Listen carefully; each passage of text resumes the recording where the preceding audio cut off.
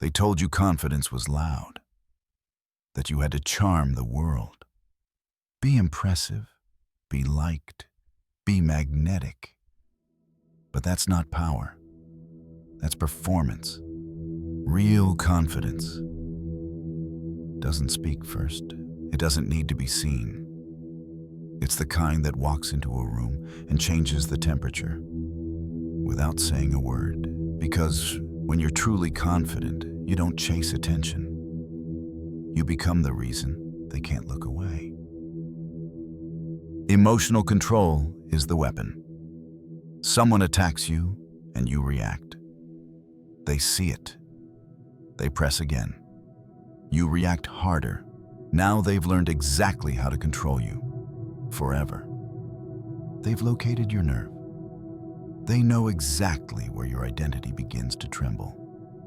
And the cruel thing is, you showed them where to press.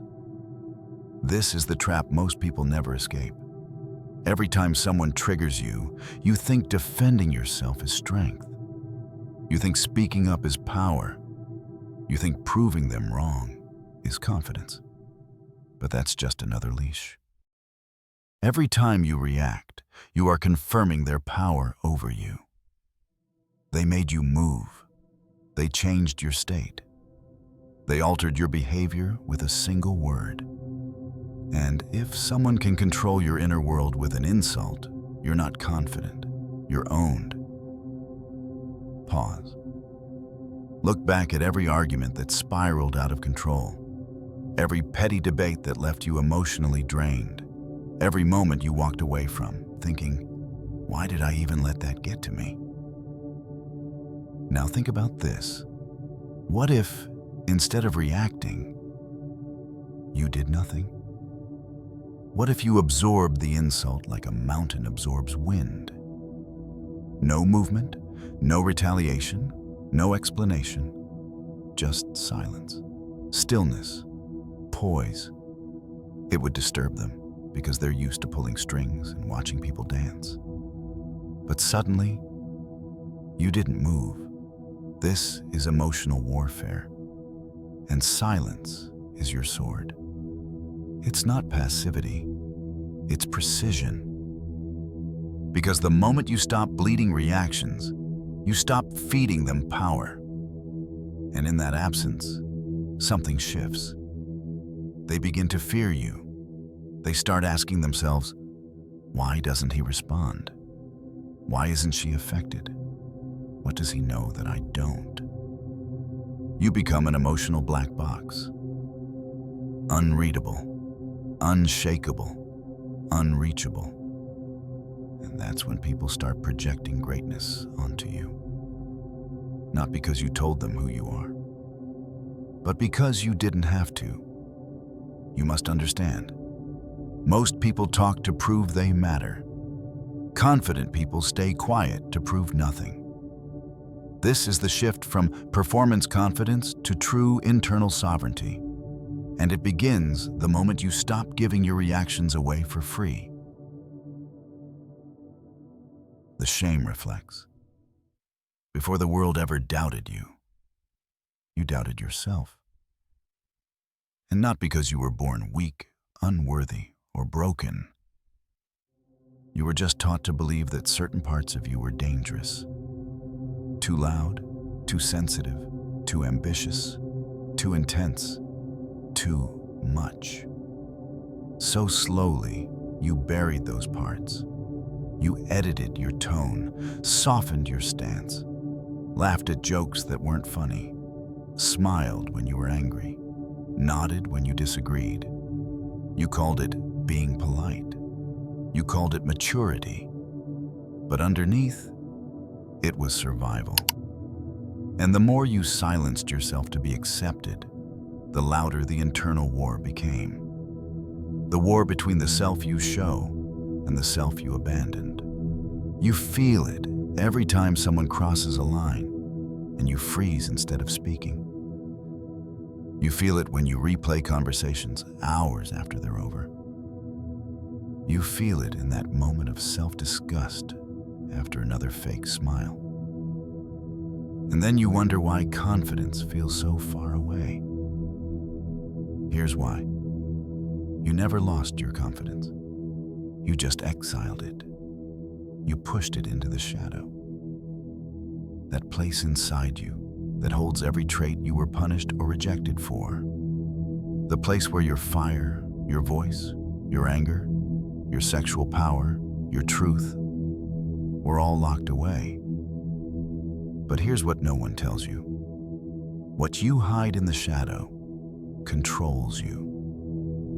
That's why you flinch around dominant people. That's why you play small in front of authority. That's why you overthink every move. Because you're at war with yourself. You're not socially anxious. You're fragmented. You don't need a new script. You need to reintegrate. Because true confidence, the quiet, eerie kind that unsettles people, comes from becoming whole again. And it begins here. The shadow integration protocol. Write down everything you've been taught to be ashamed of.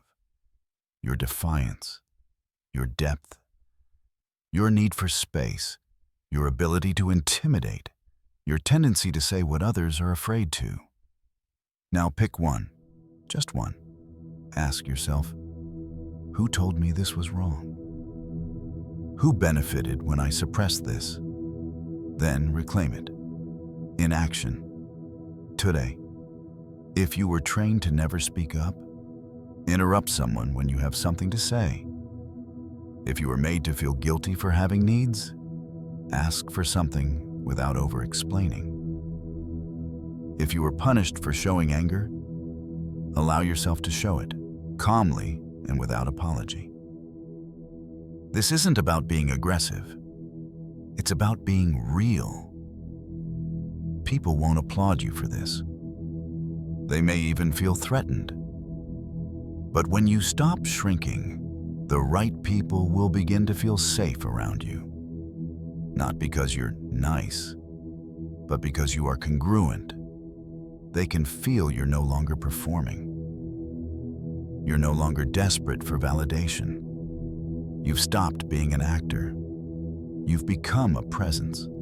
And when that presence walks into a room, the temperature changes. People adjust without knowing why.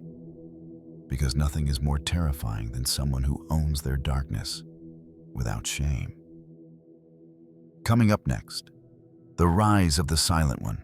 Not loud, not flashy, but undeniably powerful. A presence that makes people rethink their tone. A silence that speaks louder than dominance. You're becoming that. Let's go deeper. The silence dominance technique. Silence isn't just the absence of noise. It's the presence of power. It's what remains when false confidence collapses. It's what a lion becomes before it strikes. You've spent years trying to be heard, trying to be understood, explaining, justifying, defending, and performing. But here's the truth. The most powerful presence in any room is the one who can hold their tongue and still bend reality. This chapter is about becoming that person. Every social interaction is a test of dominance, but it's rarely physical. It's psychological. And in that psychological arena, silence is your greatest weapon, because silence makes people panic. It forces them to fill the void, to reveal their insecurities, to try to get a read on you and fail. When you stop reacting, explaining, or chasing approval, you become unreadable. And when they can't read you, they can't control you. Let me be clear.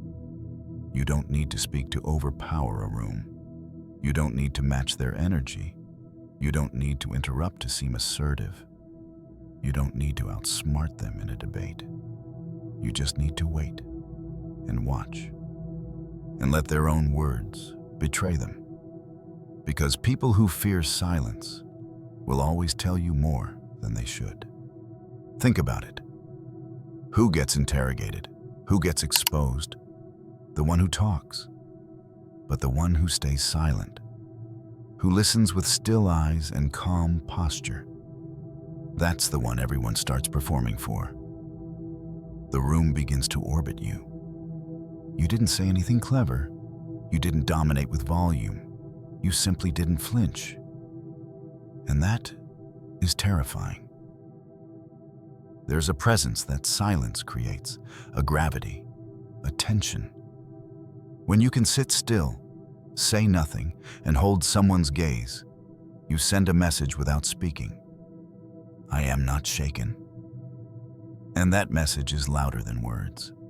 You disarm bullies without lifting a finger. You unsettle manipulators by offering no resistance. You confuse attention seekers by not reacting. You've flipped the game.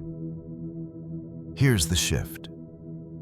You used to believe silence meant powerlessness. That if you didn't explain yourself, they'd misunderstand you. That if you didn't respond immediately, you'd seem weak. That if you didn't keep up with the noise, you'd be forgotten. But now you know the truth. Power is stillness under pressure. Not flinching when provoked. Not breaking eye contact when challenged. Not giving them the satisfaction of your reaction. You become a mirror. Whatever energy they bring, it bounces right back. There's a phrase in Japanese martial arts, ma, the silent space between movements. It's where true mastery lives. It's not the strike that matters. It's the stillness that builds before it. Your silence is that stillness. It's the moment before thunder. And they can feel it. Now, practice this. In your next conversation, resist the urge to fill the space. Don't rush to respond. Let your words come slowly. Make pauses your punctuation. If someone insults you, pause. If someone tries to dominate you, pause. If someone demands a reaction, pause. Let them squirm. Let them talk too much. Let them trip over their own performance, because the more they speak, the more power you gain. This is not just about silence. It's about the kind of person you become in it. When you stop talking, you start seeing. You hear what's behind the words. You sense who's performing and who's genuine. You learn who fears you and who respects you. You become hyper-attuned, present, grounded, untouchable. And here's the paradox. The less you say, the more people listen when you finally speak, because when silence becomes your default, your voice becomes rare, and rarity creates value. It's no longer about the volume of your speech, but the weight of it. A single sentence, spoken calmly after long stillness, can strike deeper than an hour of noise. You are no longer just in the room. You command it, without ever raising your voice. Because true power isn't announced, it is felt. And when your silence becomes a presence, you stop trying to be confident. You become unshakably, dangerously confident without a word. Next chapter is about mastery through emotional detachment. If silence is the external power, detachment is the internal shield. Let's go deeper. Let's build the Stoic Shield Protocol, a weapon no one can see, but everyone will feel. Ready? The Stoic Shield Protocol. They can't control you if your emotions belong to no one. This is how you become untouchable in a world that profits from your reactions. Because once they know what angers you, they can provoke you. Once they know what flatters you, they can control you. And once they know what you fear losing, they own you. So what do? You build the shield they can't see. This isn't apathy. It's not about becoming numb. It's about becoming so aware of your emotional triggers that you render them useless to others. That's what the Stoics understood. That's why emperors, warriors, and outlaws all return to one truth. Power begins the moment you stop being a puppet of your feelings. You're no longer pulled by the strings of insult or praise. You become the one holding the strings. But here's the trap most never escape. They think confidence is about performing strength, about being loud, quick-witted, dominant. So they perform. They posture. They react to everything, because silence makes them feel irrelevant. But the loudest man in the room is often the weakest, and the most reactive person is always the easiest to control. So here's the shift. You stop chasing the illusion of control by trying to control others, and you start with the only thing that ever mattered, your internal state. When someone disrespects you, you don't flinch. When someone flatters you, you don't attach. When plans fall apart, you don't collapse, because your peace was never tied to outcome. You've exited the game. They can insult your name, but you're not playing for reputation. They can spread rumors, but you're not building your identity on perception. They can leave, betray, or abandon, but you're not addicted to validation. You are anchored. Here's what most people don't realize. The moment you need something from someone, you become their subordinate. Need them to understand you? They now own your peace. Need their apology to heal? They now own your closure. Need their attention to feel seen? They now own your identity. That's not love. That's not connection. That's emotional enslavement. The Stoic doesn't beg to be heard. He doesn't chase closure. He doesn't need to be seen to know who he is.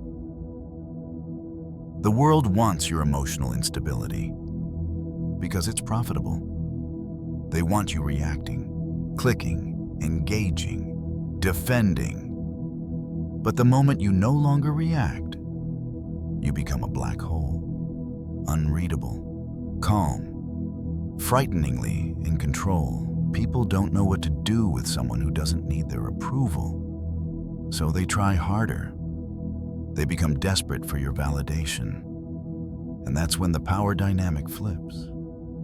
You've become the one thing they can't manipulate, indifferent to chaos. Now, understand this. Emotional detachment doesn't mean you stop caring. It means you stop clinging. It means you love fully, but accept loss without crumbling. You play the game, but know when to walk away. You speak your truth, but don't bleed from being misunderstood. You are not cold, you are centered, and that is the deadliest calm of all. Practice this. When provoked, breathe, pause, and observe. Do not let their fire ignite yours. Let them burn alone. When praised, receive it, then release it. Don't get high on validation. It will become your drug. When you fail, feel it, learn, then let it go. Don't identify with the loss. You are not your outcomes. When they leave, grieve, but do not beg. You do not need what doesn't choose you.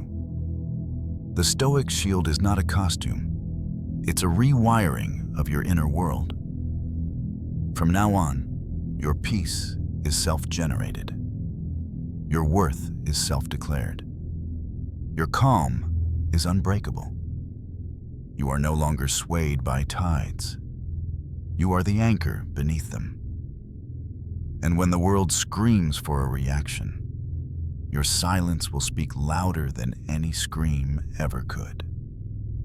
The next chapter is about the untouchable identity. You've worn the mask, you've faced your shadow, you've gone silent and detached. Now comes the final transformation.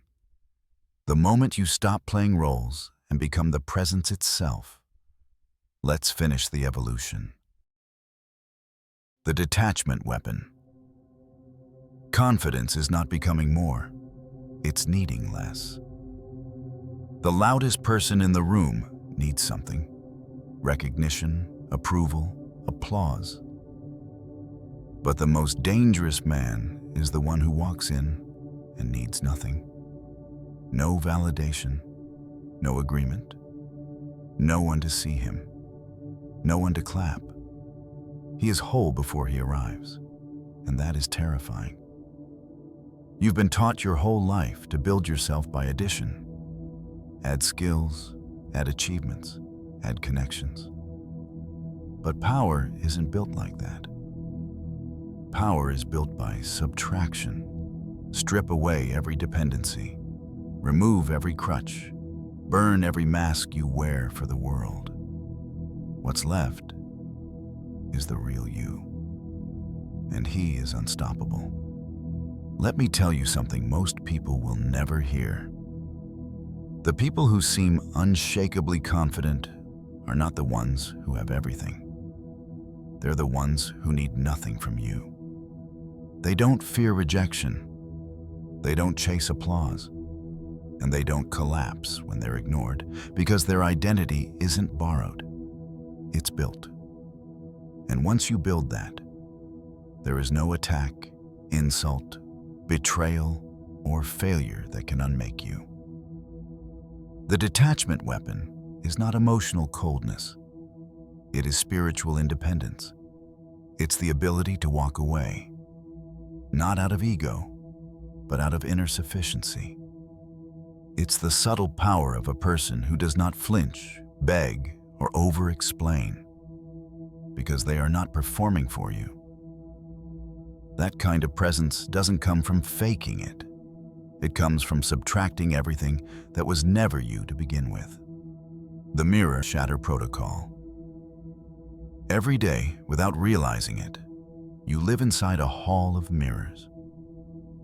Reflecting back at you are expectations, judgments, likes, comments, glances, gossip, silence. And slowly, piece by piece, you become what the mirror reflects, not who you actually are. But here's the secret. You were never supposed to be a reflection. You were meant to be a flame. To become untouchable, you must shatter the mirror. That means releasing the need to be seen, releasing the addiction to being understood, releasing the desperation to be liked. It's a brutal detox. You'll feel like you're disappearing at first, because for so long, being seen by others was your only proof of existence. But as the noise fades, something sacred emerges, a deeper sense of self, rooted not in attention, but in stillness. That's your core, and no one can touch it unless you let them in. So don't. The silent throne. Sit alone often, not to escape the world, but to remember you don't owe it your soul. The untouchable identity is not forged in crowds, it's built in solitude. When you strip away the need to impress, when you stop performing, you meet the only person that matters, the one who stares back at you in the quiet. Your confidence is no longer a show, it becomes a stillness, a throne you carry within. And from that throne, you don't chase, you choose, you don't react, you respond, you don't flinch, you observe. That's when people start to feel something different around you. They can't name it, but they know they can't lie to you, can't manipulate you, can't control you, because you're not standing on shaky ground. You're rooted in something they can't touch. The untouchable identity isn't loud. It doesn't yell or post or perform. It walks into a room, and people move. It says little, and people listen. It asks for nothing and receives everything, because it's built on the rarest thing in this world: self-possession. once you have that, you can walk through fire, betrayal, silence, and fame without changing pace. You will lose things, yes. You'll even lose people. But what you gain is this: a life where you don't beg to belong, because you already are. A mind that doesn't spiral after rejection, because you never built yourself on approval. A spirit that stays still while the world scrambles, because your power isn't borrowed, it's built. You are no longer a seeker. You are the storm, contained, commanding, centered, and nothing, not applause, not validation, not even love, can give you more than what already burns inside you. That is true power. And once you own it, no one, no betrayal, no loss, no failure can ever take it from you. Not anymore. Not ever. You've become MENTALLICA, untouchable, unshakable, unmoved.